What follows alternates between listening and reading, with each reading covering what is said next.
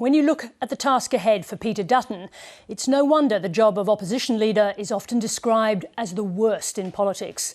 After the coalition's worst election result in 70 years, the opposition benches are battered and diminished. And the traditional role of opposition has become more complicated because of the increasing danger in our region. Evidence yesterday when the Chinese ambassador made chillingly clear his country's plans for Taiwan. Peter Dutton joins me now live. Peter Dutton, welcome to the programme. Thanks, Sarah. You sold that well. The Chinese ambassador yesterday, I'm sure you were watching him. He made it clear that his country is willing to take Taiwan by force. That begs the obvious question. Can you see any circumstances under which Australia would go to war with China to defend Taiwan? Well, Sarah, I don't think anybody should be shocked by what they heard yesterday because it's a repeat of the statements that President Xi himself has made and the spokespeople for the Communist Party of China have repeated over a long period of time. Somewhat more chilling to see it said at the press club in Canberra. It does bring it home. Well, I agree with that, but I think, again, it's, a lot of people have not been listening to the messages and they've been very clear. I don't think anyone would be surprised if there was an incursion into Taiwan. China's clear that their century of humiliation doesn't come to an end until there's a reunification, in their own words. So it's important for us to have the deterrents in place because any adversary should know that a strike on Australia wouldn't be accepted and there would be a retaliation, and also that we need to be very close and tight with our allies, not just the United States, the UK. Let's just stay there on that India because of what you've just said. We'll come to some of those points. But you said something like that when you were Defence Minister, that the only way to preserve peace is to prepare for war. Do you still believe that that's what we should be doing, preparing for war with China? Well, that was something like a 5th century proverb from memory, so it wasn't. I didn't lay claim to the original use of that term.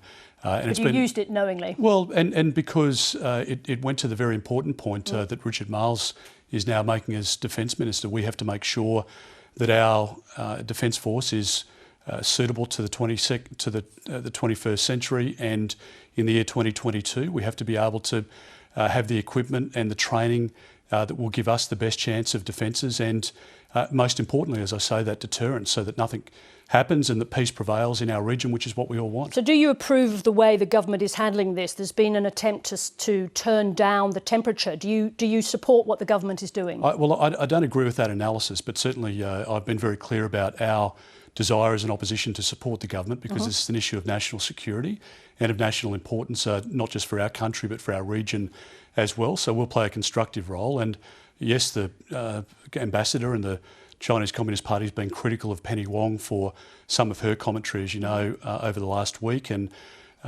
we support the Foreign Minister and the Defence Minister and the Prime Minister. Obviously, there's a lot of work that needs to be done and a lot of work that we started when we were in government, particularly under AUKUS. We want to see that through because that will be the security underpinning for our country for the next 5 or 6 decades. All right, just before we come to AUKUS, when we look at Russia's invasion, what the West has done, especially NATO, is to give, confronting a nuclear power, is to give Ukraine the weapons to conduct that war.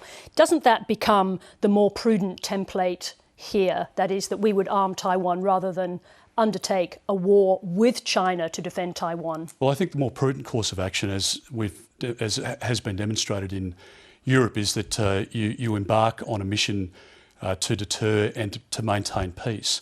In the Ukraine at the moment, there are women and children who have lost their lives, and many men, of course, as well. And that barbaric behaviour from the Russian president continues to this very moment. So we shouldn't lose sight of what is still happening there. It's not just a matter of arming. I mean, that is one strategy, and it's worked over history in different theatres. But for my thinking, I believe very strongly that we're better to speak frankly about China's intent. They're clear about it themselves, as we've discussed. And it is important for Australians to hear that message, and I think the Europeans have heard that now. And that's part of the message that the government's continuing to deliver. All right, well, just let me finish this point. If you shine a light on that bullying behaviour and that foreign interference and all of what's been happening online, cyber attacks by China on Australia, etc., I think that gives us the best chance of deterring an action which would be catastrophic in our region. That is a conflict. We want peace and stability. All right, well, let's talk about AUKUS. You raised it already. You've argued that the acquisition of nuclear submarines is essential to Australia, yes, particularly because, as you say, Australia would not be able to compete with China in the South China Sea after 2035. Given what we saw after Nancy Pelosi's visit and the drills around Taiwan, has that timetable now in fact shortened? Well, it could well have if the Chinese are calculating that they have military superiority over the United States and that in a conflict they would be successful. Now, you've got to contemplate what that would look like. I mean, that would change the world order. Yes. There would be many countries in our own region that have enjoyed peace over the course of the last 80 years. But does it mean that we need to change the way we look at the AUKUS arrangements? You said that we needed those submarines in place because of a timetable that included 2035. It looks like it's getting closer. It could, and the 2035 figure was advised to us by the defence experts. And that's because the Chinese are developing technologies to scan every square inch of the water surface, the ocean surface, and it makes it more difficult for diesel-powered submarines when they come to the surface to recharge. So hence the technology, the 32-year reactor that doesn't need to be refuelled. It allows the stealth capability of the nuclear submarine to continue and to lurk at the bottom of the ocean and to strike if necessary. And that's a significant deterrent. So yes, I very strongly support Richard Marles. He's adopting similar language that I used not too long ago to say if we can get those submarines off the production line, then we should. And right, I certainly strongly believe that that is possible. Yes. And that that's the course of action the government should pursue. Let me move back into the domestic realm. At the start of Parliament, you participated in the smoking ceremony. You allowed your face to be painted. And then in your speech, you quoted Noel Pearson and seemed to endorse Pearson's call for constitutional recognition. What would prevent you now from taking the next step and backing the referendum on the voice? Well, I quoted Noel Pearson, for whom I have a great deal of respect. And I mean, you go back and have a look at the quote, and there are many elements to that because there were several paragraphs that I quoted him on. And what about that question I just asked? What would prevent you now from taking the next step, and that is backing the referendum on the voice? Well, the point I was going to make was that Noel Pearson obviously has put forward a thoughtful piece to consider in relation to the voice, and he and other Indigenous leaders have done a lot of work on this. And from my perspective... What about you, Peter Dutton? Yes, from my perspective, I want to respectfully listen to the arguments because I think reconciliation is important. I also think the practical assistance to kids in those communities... You talked about the practical before. Right. I want you to stay with this particular issue. It sounds like you're trying to get on the right side of history. So is there anything preventing you from endorsing that idea of a voice, an advisory voice to Parliament? Well, I don't want you to brush away the very I'm legitimate not brushing them away. concern I think about practical support. We've got an offer in front of us from the Prime Minister at Garma with a question and 3 sentences in the Constitution. Are you ready to endorse? So a couple of points. I mean, firstly, in relation to the practical assistance, that's important to young boys and girls in domestic violence situations now. And Noel Pearson says that you are indeed sincere about that. I recognise that, but I do want to stay with the referendum itself. And I'm sure the government is as well, but there's nothing on the table from the government at the moment in relation to that. And I do feel very passionately about it because I fought against domestic violence and sexual abuse of children for many years. And I want to see real action in that regard. In terms not an either-or situation, well, though, is it? It's not, but there's no action on the table at the moment for us to consider from the government, and I would urge them to do that because I think time is of the essence. So I want to listen respectfully to the arguments. There are issues, legitimate questions.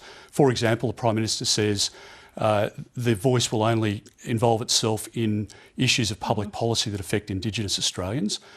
I don't understand what that means because defence policy affects Indigenous Australians, as does health and education, law and order.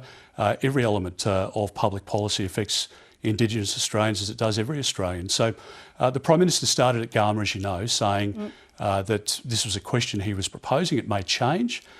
He was saying that he's not going down the cul-de-sac of providing detail. He changed that position.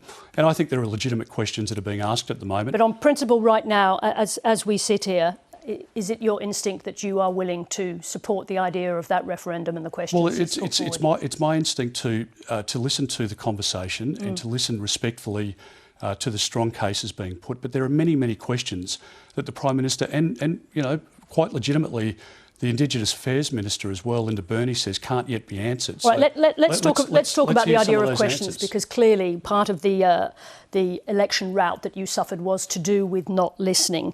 Do you accept that you lost the election largely because of a long history of coalition foot dragging on climate change? No, Sarah, I think as you go around the country, there are different stories in different electorates. I was with Melissa McIntosh in Lindsay today, who had a swing to her. But you're not. Are you rejecting the idea that climate change wasn't the principal cause of your election loss? I think climate change is one of the issues, and I think there are other issues. Some people were particularly aggrieved about lockdowns and the response of the government to COVID. So if you acknowledge that climate change was a principal part of that, then how important does it become for you? What kind of a priority is it for you to win back those seats you lost to the Teals? Well, as I said in my very first speech when I became opposition leader, it's an absolute priority, and we're not discounting any seats. I want to win those Teal seats back. I want to win seats back in the suburbs and across the country, and the arithmetic requires that we do that to get to the 76 or 77 seats. So we'll have a legitimate, credible policy. We went to the last election with a policy of 26 to 28% reductions. Roundly rejected by the Australian people. Ironically, that figure is likely to come in well north of 35%, maybe 40% plus. So I think when one of the problems that we've had in the Liberal Party is that we haven't sold well enough what we've done, the billions of dollars that we've invested into new technologies, into all of the research and development that is necessary as we transition. And we'll have a very credible policy, I can promise you, by the time of the next election, and we'll announce that in due course. In some of your speeches, you seem to have moved on in some ways from those inner city seats to concentrate on the suburban voters that you call the forgotten people. You were in power for 9 years, so wasn't it really your government that forgot those people? Oh, well, I grew up, I think, as part of that class, to be honest, in a working class suburb. My parents both worked hard. We didn't grow up with money at all, and we learnt the value of that very quickly, and they were successful in business later on. But, you know, there were plenty of periods where there was significant downturn in the building industry, and but you've had you had 9 years in government to look after those forgotten people. Yeah, I just finish that sentence. I mean, the point is that people are affected by government policies and economic prevailing conditions at different stages in the cycle. And I think the forgotten people at the moment are those people who are paying $2.30 a litre for diesel. I think they're struggling to pay their power bills. We saw a business in Penrith today, a very significant manufacturer and local employer who had budgeted about $70,000 for the quarter for their electricity bill. It'll come in well over $200,000. Now, people are going to lose their jobs as a result of that. The Prime Minister promised to reduce electricity bills at the last election on 15 occasions. He's walked away from that now. So who are the forgotten people? I mean, they are those families who are struggling to pay their bills, struggling to put their kids through school. And I want to have policies, including taxation policies, that provide support to those very people. Transformation from hitman to hitman of opposition to everyman in government. Thank you very much indeed for sharing your thoughts this evening. Thank you for your warm regards. Thank you. Thank you.